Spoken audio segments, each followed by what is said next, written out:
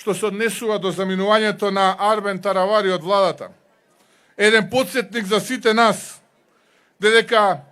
додека ние настапуваме искрено и принципиелно кон луѓето и промените, тие не се заинтересирани за идеја, визија и промени, туку за нешто друго. Сакам да му порачам дека неговите калкулации на долг рок нема да му испадна добро за неговата партија и дека со ваквото однесување, неизлегување и влегување во влада, кое е рамно на она како до сега, нема да помине долго кога и неговите сегашни партнери од ДУИ ќе го сватат и дека нивното партнерство е со времен карактер и нормално дека тоа ќе трае додека не добие подобра понуда или додека нема некоја друга уцена за нешто и ќе му се заблагодарат недалеку од сега. Јас таква политика не водам. Може би звучам наивно, но како што секогаш говорам, промените започнуваат од нас и ние треба да бидеме она што сакаме да го постигнеме. И тоа што граѓаните го очекуваат од нас. Искрени луѓе кои нема да калкулираат и да играат игри и преку интриги уцени, злоупотреби ќе се одржуваат на власт, туку ќе кажуваат вистината секогаш и ќе бидат принципиелни и доследни на својот збор. Ако не сме доследни на зборот, тогаш забадијала ни е се. А јас таков ќе бидам. Многумина ми велеа, откачи го брзо Таравари. Тој сака да седи на две столици, да остане во владата, а истовремено ДУИ да му подржи 5 градоначалника преку некандидирање на своји и така да го засили во базата. Тоа што ДУИ го бара од него е да објави дека на листи на советници ќе оди сам, за да можело Демократската унија за интеграција да брои советници повеќе во однос на Влен, доколку тоа се случи, иако убеден сум дека и тоа нема да се случи. Замислете каква стратегија. Како бројот на советници да треба да ме убеди мене дека треба да ги земамо Демократската унија за интеграција во владата, а не принципи, програма и заеднички цели.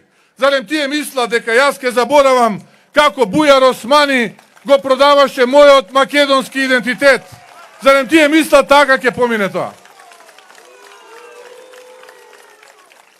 Но тоа е. Одлучил Арбен да биде маша на ДУИ и да ги одржува во политички живот сите оние за кои тој лично најлоши работи има зборувано. Навистина штета. Но како одлучиле, така нека тераат. Јас не сум загрижен, само може да бидам разочаран. Но ова нема да ми ја промени вербата во луѓето и во нивниот збор. Јас сум непоправлив оптимист. Јас верувам во луѓето и верувам во нивниот збор. На пријателите кои ми велеа побрзо да го тргнам од владата, јас им велев, ако оставете го Таравари, нека размислува, нека се врти како риба прескокница на суво, нека измислува и изговори, па да видам како ќе се обиде да ја префрли топката, вината, што си оди од кај нас. Па да видам како ќе ме погледне во очи после се низ кое јас и тој како пријатели сме поминале. Срамот е кај него, тој треба да објаснува, а не јас. Нас ни е душата и совеста чиста. Кај мене зборот е збор. Ако дадам збор и ветам, мора да исполнам. Дури и по моја штета не можете секогаш во животот да добивате, некогаш и ќе губите. Тоа не прави различни. Тоа ги разликува луѓето и ги прави тоа што се. Но очигледно, Демократската унија за интеграција има своји методи на убедување. Знаеме сите кои се тие. Изгледа Ахмети е толку речит и мудар политичар, што вака лесно импресионира еден квалитетен доктор да направи ваква вратоломија и да ризикува за 2-3 години од сега неговата партија да биде маргинализирана, а неговите луѓе заборавени или претопени во ДУИ. Затоа што ако сега во Влен немале простор, како што вели Таравари, каков ли простор ќе имаат кога ќе влезат во партнерство со Артан, со Бујар, со Села и со останатите? како ли ќе седат таму и како ли ќе може да ги гледаат во очи после сето тоа што го зборуваа пред мене. Но ете, тој си има своја калкулација.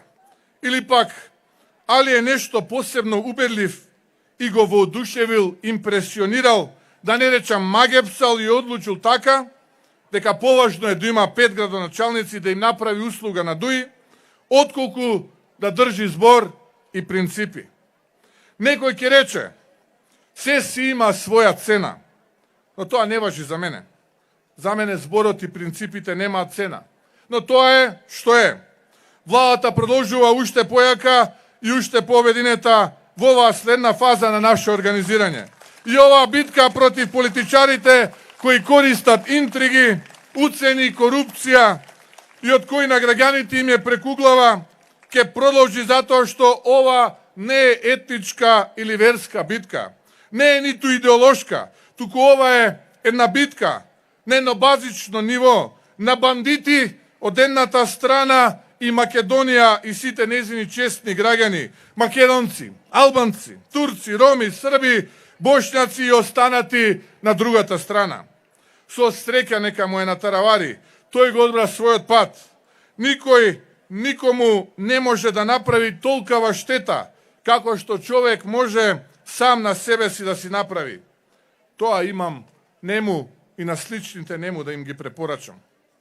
Ке дојде денот, кога пак ќе се сретнеме, дали преку време или во други комбинации, ке се обиде повторно, го знам, чувствувам тоа, да најде начин да влезе повторно во коалиција со нас. Но едва го чекам тој ден.